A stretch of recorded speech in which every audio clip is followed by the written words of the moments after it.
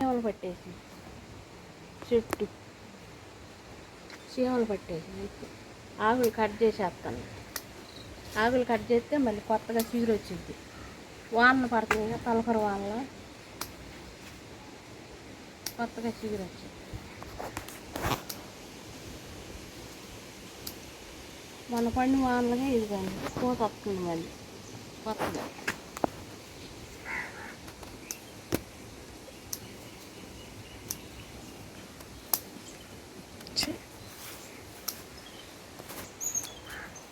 చెట్టు అంతా చీమలు పట్టేసి ఆకులు.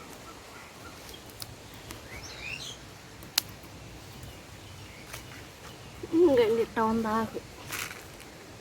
ఆకులు ఇట్టా ఉండే వెనకాల చీమలు పట్టేసి అందుకే ఇవన్నీ కట్ చేసేసి పారేసేస్తే మళ్ళీ కొత్త ఆకులు వస్తాయి. ఇవి చూపించి కింద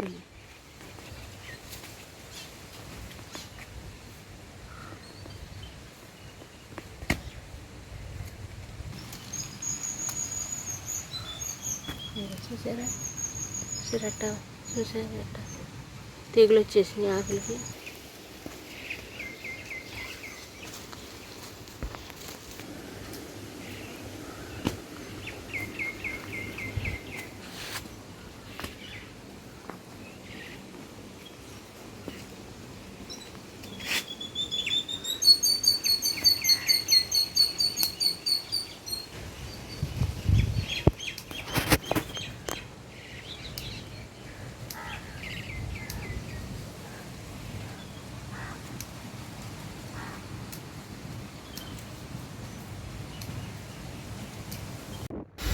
అండి పిల్లల్ని ఏ కాలేజీలో జాయిన్ చేయాలి అర్థం కాక కాలేజీలో ఒక్క కాలేజీ పడి చూస్తున్నానండి. మొన్నేమో ఇబ్రహీంపట్నము పరిటాలు చూసి వచ్చానండి కాలేజీలో. ఇవాళ అంటే గుంటూరు వెళ్తానండి, తెనాలి గుంటూరు అవన్నీ చూసి వచ్చి వాటిలో ఫీజులు ఎంత ఉన్నాయి, హాస్టల్స్ ఎలా ఉన్నాయి మొత్తం కనుక్కొని నేను ఆప్షన్స్ పెట్టాలి కండి. అందుకని నేను ఒక ఊరు ఒక కాలేజీ చూసి వస్తున్నాను. ఇవాళ అయితే తెనాలి గుంటూరు.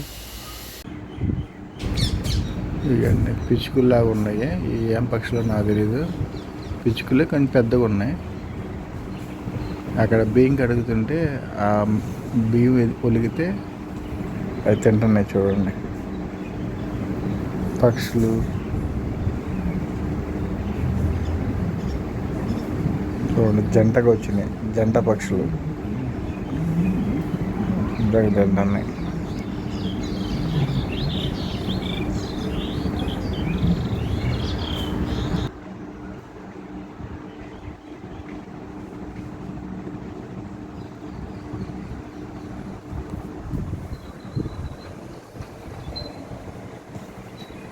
జామ చెట్టు చిన్న చిన్న పిందెలు పూత మీద ఉందండి. మీకు కనబడుతున్నాయో లేదో, చిన్న చిన్న పిందెలు.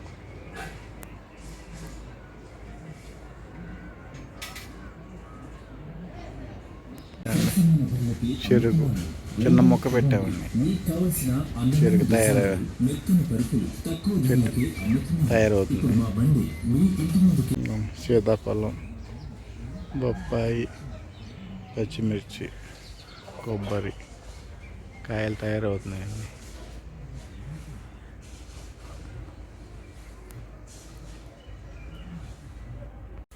కరివేపాకు, మామిడి,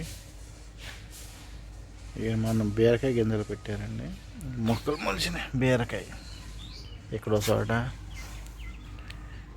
చోట ఇంటి ముందు కూడా పెట్టారండి. పచ్చిమిర్చి, అక్కడ మామిడి చెట్టు కుండీలో ఉన్నాయి.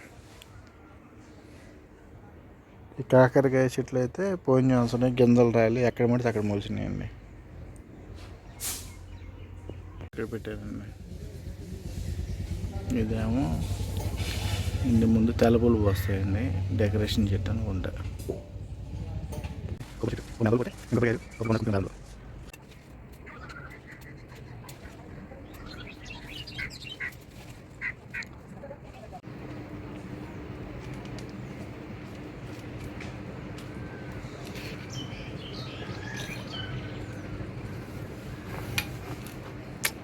కత్తి ఎదరకు పెట్టుకుని ఎవరన్నా తాడు కడతారా? ఇప్పుడు అది చూడండి రవి యుద్ధానికి సిద్ధం అవుతున్నాడు. మరి ఆ మధ్య